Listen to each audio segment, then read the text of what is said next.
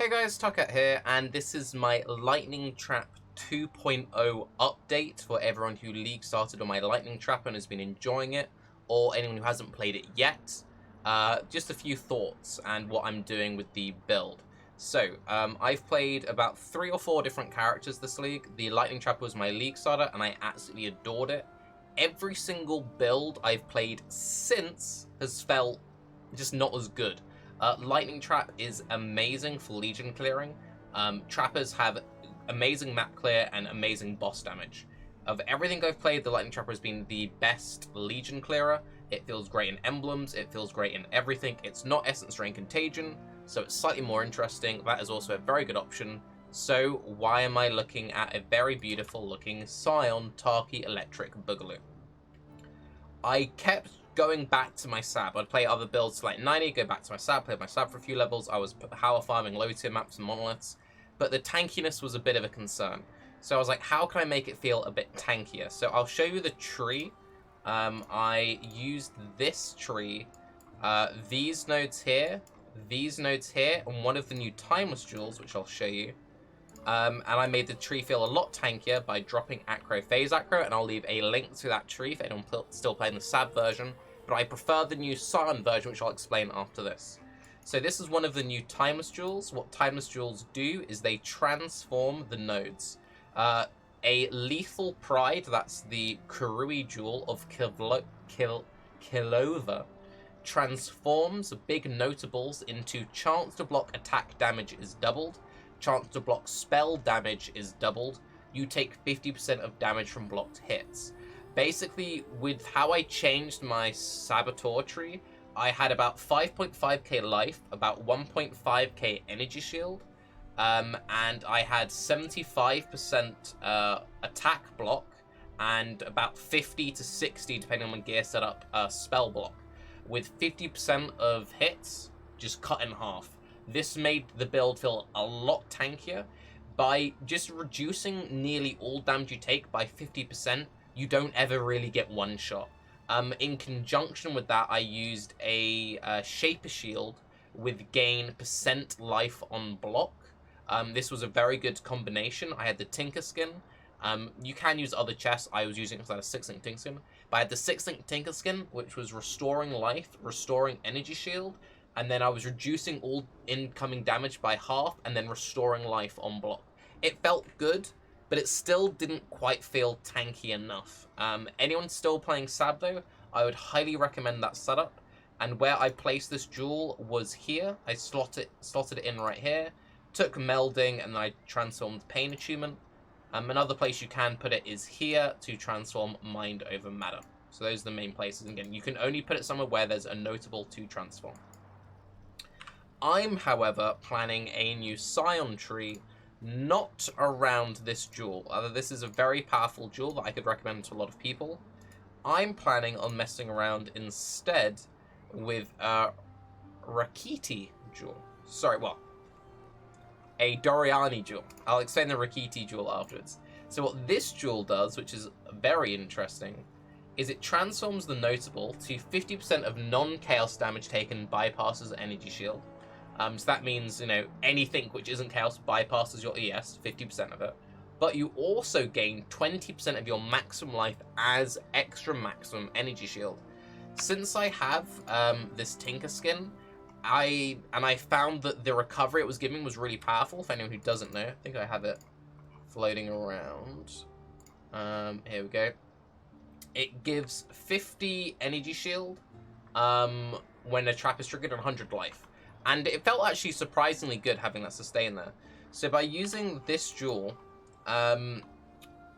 if you have like 6-7k life, you just add a massive buffer of energy shield. So let's say you get 7k life, which I can with my new tree. That's 1.4k energy shield just added into your build. Really strong. People have been doing wonky soul tether setups with this, but I think this might be really nice for a Tinker Skin setup. I want to test it out. Now, the one bad thing about this jewel is it corrupts all of the other nodes. So this can go in your favor if you get a good one, like for example 2% life. You could transform all of your little travel nodes in 2% life, which is very strong. You can get dodge, you can get life, curse effects, fire res, curse effect, cold damage, damage over time, curse effect. Lots of curse effects, really good. Double damage. Like, you can get really nice mods, but it's complete RNG. If I was to use this jewel, again, it would be in this slot here. And I would just travel down 3 points, grab Pain Achievement, skip everything else. I will be rooting out of Shadow Start. The one thing which makes it feel not too bad, even though it does transform Shadow Start, my head is blocking it a little bit, there you go. You have 3 options to travel out. So if this node, if this path gets corrupted badly, you can corrupt along the bottom, or you can travel along the top. So depending on the corruptions, you might actually be able to get save a travel point by going out the top of Shadow, and pick up like life or damage reduction or max res or whatever. It's pretty RNG. But anyway, that is a Glorious Vanity of Doriani, which is the Val jewel. The other jewel I'm maybe considering using is a Rokita Jewel. And this gives you 50% of cold and lightning damage taken as fire damage, and then 50% less cold and lightning res, which isn't that hard to work around. Getting 50% of your cold and lightning damage taken as fire damage is very strong if you plan on doing any deep delve pushes, since delve is primarily cold and lightning damage. And it's very easy to stack a bunch of fire res in particular, this league, due to a few different sources. So this node here just gives 1 max all res, and this node here gives +1 max fire res, so you're already at +2 max fire. And then you could run a Purity, you could go for some of these crazy corruptions, pick up max res that way, go for shields, so on and so forth. Now the base tree that I'm going for my Scion base is this. This is like the core fundamental tree. So at the start, using 2 Might of the Meeks, I have 2 Meek jewels. That was another reason which made me want to remake as Scion. But just importing my Trapper gear from my Sab directly over to Scion with my base tree, a level 81 tree. Let's just take this down so it's appropriate. I have 5.8k life and 1k energy shield, whereas before I had like 5k, 5.1k. Taking it to level 90, which is what my other character is, I think it's 91, you've got over 6k life. So just by going from Sab to Scion, you gain just like 1k flat life. You do lose out on some nice damage stuff in here. However, with Scion, you gain Pathfinder. Now, Pathfinder gives you 15% chance your flask not to consume charges, which is nice. A 6% pen, which is nice. 10% movement speed, which is nice. But the main one is flask charge gained 3 every 3 seconds. This gives you 100% uptime of your flask during bosses. So if I go to my hideout real quick, what you can do is you can just rotate through your flasks, and then when your flasks run out, press them again, and they just keep recharging. Now, you want to roll increased flask recovery on your flask, so perpetuals, because it increases your flask sustain, obviously. But it means that when you're bossing, you always have your flask up if you rolled your flask correctly. Or even if you haven't rolled your flask correctly, you have much better uptime of flasks than if you were not a Pathfinder. But you can see that the Quicksilver hasn't dropped the whole time we've been going through. And there are ads and all sorts of random things which will give you more charges. So count 1, 2, 3, 4, 5, 6, 7, 8. I'd roll this perpetual 9, 10, 11, 12. There you go. So, you know, if you don't roll your stuff, there's a bit of downtime, but you roll it and you're good to go. I would roll all my flasks to be perpetual, and then I would also try and get increased flask charges gained on a belt. And with those 2 mods, 100% flask uptime, good to go. So that's really strong. You still get the regen from Sab, the 20%. You get the blind on hit rather than being a blind aura, which kind of sucks, but you still get some pen there as well. And you gain a whole bunch of skill points. Now, with all these skill points, we're able to pick up the double Meeks. We're allowed to travel down, and we're actually able to get Mortal Conviction on the tree. This opens up our Helm slot, because previously I was using Malachi's Awakening. Malachi's Awakening does give a whole bunch of damage, but it hasn't got any life on it, which kind of sucks. You can make really broken helmets by going for fossils, so pristine fossils, get like upwards of 100 percent life, and then get nearby enemies take lightning damage. Really strong. That's what I'm going for as my end game. Helm enchant, helm base, but also enchants. It's very hard to get the enchants you want on a Malachi's Awakening unless you're farming it yourself. However, you can just buy the enchant you want and craft on that base. Big thumbs up. One thing I am going to try in the meantime, before I craft my GG helmet, I'm messing around with Maw of Conquest. So Maw of Conquest is a new item which came out this league. It has crit chance of spells, it has a bunch of energy shield, has a good amount of life, unaffected by poison, and 20% of damage taken gained as life over 4 seconds when hit. It's just another way of fluffing out regen in the build. Also, I'm going to try and go for an Elder Belt with increased life recovery rate. This would affect all my crazy life regen. I'm going to have about 25% life regen on this build. This would also be scaled by that. However, your endgame helmet is just a fossil crafted rare, because fossil crafted rares are just so powerful. Now, from this base tree, you have a few pretty cool options on how you want to route the tree after this. So, if you want to push the health to, like, really silly numbers, you can come into Marauder start, and then get, like, 232% life. You get a bunch more regen if you want to push the regen. If you want to really push the regen, you can take this node as well, since you go for an increased life recovery belt. You could even come into Duelist as well to get more regen, more life that way. Alternatively, you could come down from Shadow and take Master Sapper and this Jewel socket.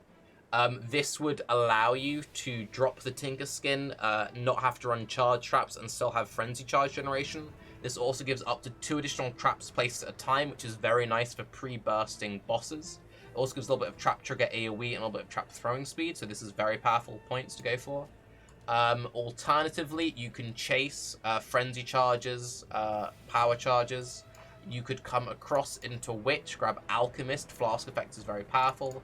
Grab this jewel here, grab Annihilation, come down, grab this. You'd have to cut a few points elsewhere. You could maybe... This is if you maybe cut this wonky setup here. And then you could grab these nodes over here or something. You have a lot of options is basically what I'm trying to say with the setup, which is really cool. Again, 233% life with Alchemist is very strong. Another thing which I really like about this build, because it's so flexible on the tree, it's also very flexible when it comes to these jewels. So, especially for the Maraketh and the Karui jewels, they don't transform the nodes. So, like the Val jewel here, how it corrupts all of the nodes, if you go for a Maraketh jewel or a Karui jewel, they just add stats to the nodes. And they add particularly powerful stats to the major nodes. You can get chance to deal double damage. You can get physical damage taken as fire. You can gain max life, reduced damage from crits, increased fortify effect. The Maraketh gives a bunch of movement speed and flask effect potentially. If you get a Maraketh jewel in this build, you can put one here. Sorry, it's bugging out a little bit. You can put one here, and it hits a whole bunch of keynodes, as you can see. So if we just count real quick, you can hit 1, 2, 3, 4, 5. That's 5 there without having to change your skill tree at all. But you also have an additional 1, 2, 3, 4, 5, 6, 7 that you can take very easily. So if you got like an insane jewel here, adding these nodes to the skill tree really wouldn't be that bad. You could very easily add these nodes in, and they would all be like pretty powerful. You want power charges, you want frenzy charges, you want damage projectile speed, you want life and energy shield. This gives movement speed and a little bit of chaos damage if you're doing any elemental to chaos conversion. That all works really nicely. Likewise, over here in the witch area, you can very easily add a bunch of nodes in which get hit by it.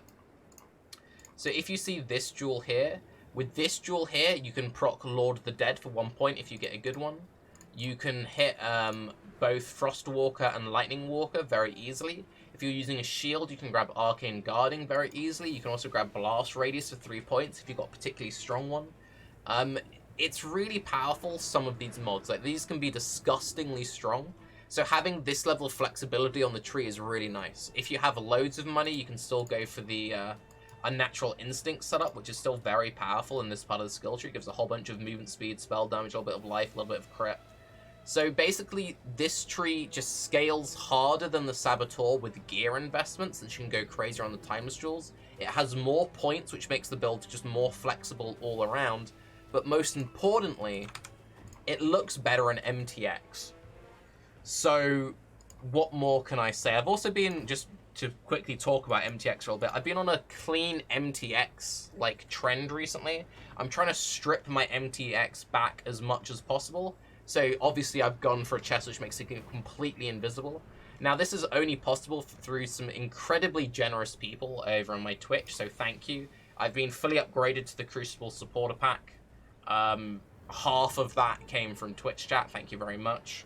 And this set is Crucible helmet, gloves, boots with the Illusionist chest and back attachment. It's a unskinned weapon, just using the Assassin's weapon effect. And then no crazy aura effects, just nothing.